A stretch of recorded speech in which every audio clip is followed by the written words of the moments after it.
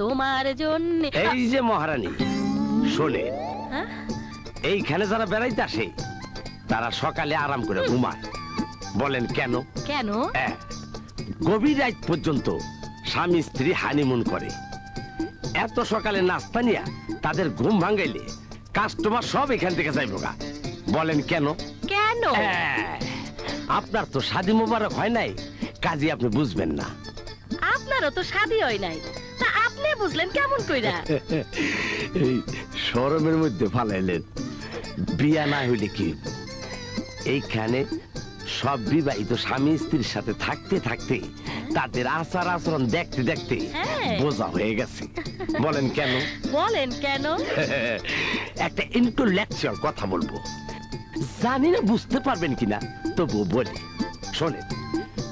গরুর সাথে থাকলে যেমন গরু হয়, গাধার সাথে থাকলে গাধা, তেমনি ম্যারিড কাপলের সাথে থাকলে ম্যারিড হয়ে যায়, মানে বিয়ে হয়ে যায়।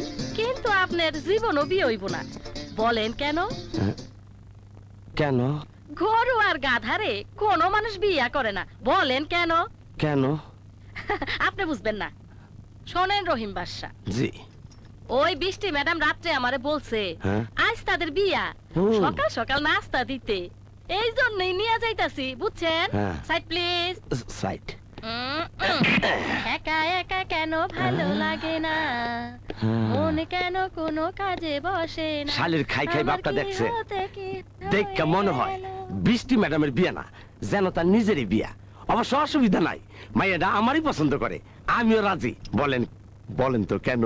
এই জন্য সোহাগ চাঁদ বদনি ধনি নাচ তো দেখি সোহাগ চাঁদ।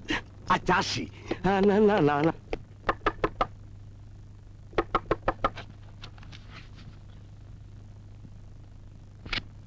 বিয়ার সাজনি সাজো কন্যা লো, বিয়ার সাজনি সাজো। Oh God, নটা। বিয়ার সাজনি সাজো কন্যা লো, বিয়ার সাজনি সাজো। আকাশ সাহেবকে উঠিয়ে নাস্তা খেতে আসতে বলো। আকাশ সাহেব তো রুমে নাই ম্যাডাম। আকাশ রুমে নেই?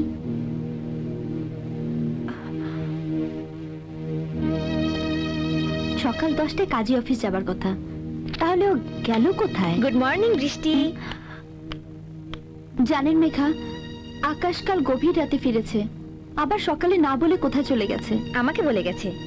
আপনাকে? হ্যাঁ, সকালে আমি যখন মর্নিং ওয়াক করে ফিরছি তখন দেখলাম উনি বের হচ্ছেন। জানতে চাইলাম এত সকালে কোথায় যাচ্ছেন, তখন আমাকে বললেন একটা জরুরি কাজে যাচ্ছেন। জরুরি কাজ? কিসের জরুরি কাজ? সে আমাকে কিছু বলেনি, শুধু বলল বিকেল 5টায় আপনাকে সাথে নিয়ে কাজী অফিসে যেতে। কাজী অফিস?